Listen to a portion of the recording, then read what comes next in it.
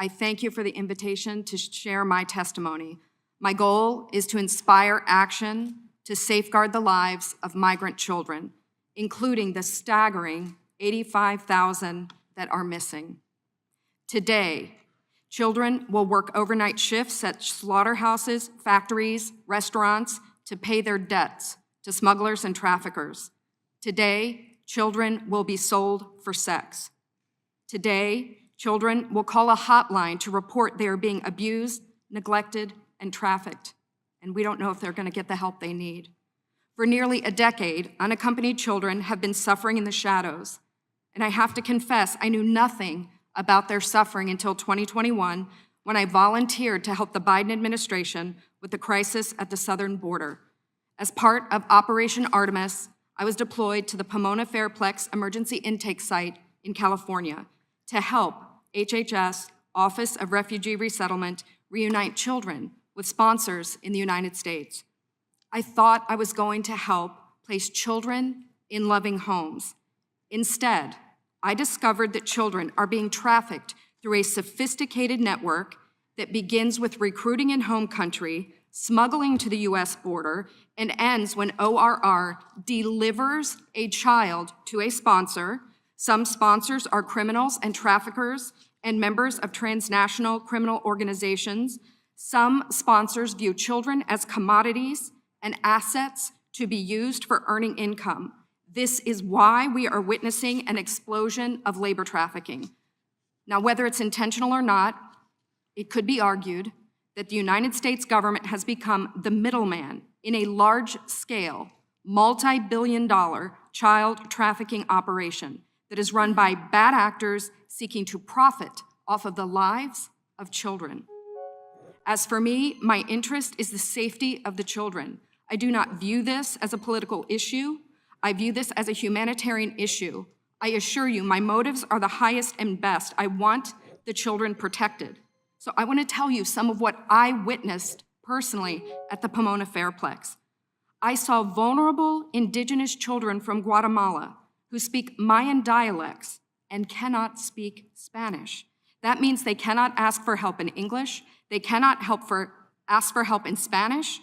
They become captives of their sponsors.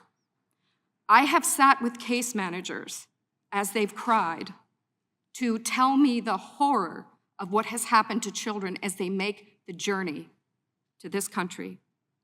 I saw apartment buildings where 20, 30, and 40 unaccompanied minors have been released. I saw sponsors trying to simultaneously sponsor children from multiple ORR sites at one time. I saw sponsors using multiple addresses to obtain sponsorships of children.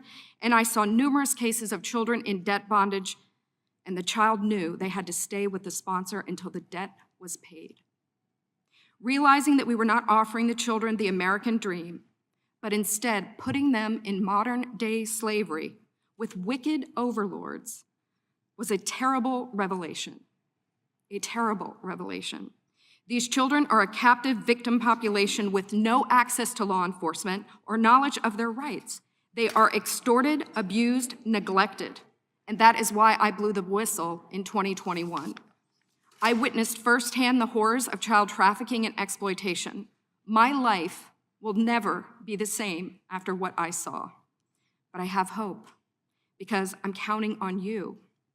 It's my hope that you'll take action to end this crisis, to safeguard the lives of these vulnerable children. People have asked me, what can be done? What would you suggest? Well, first, I think HHS's #1 priority is oversight. They must commit to oversight, transparency, and accountability.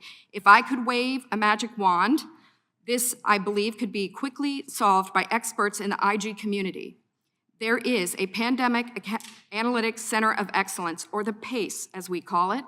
I believe if data analysts at the PACE could look at the data, children could be rescued, criminals could be prosecuted.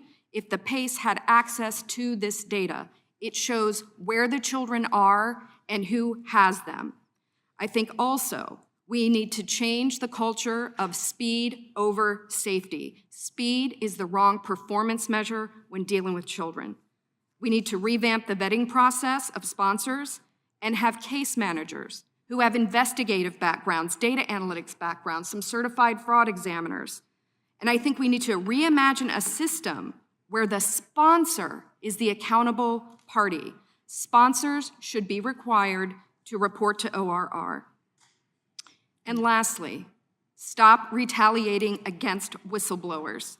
Stop retaliating against the people who are trying to tell the truth to save the children. As it is written, a wise man listens to advice, while a fool continues in his folly, and HHS needs to be wise to care for these children.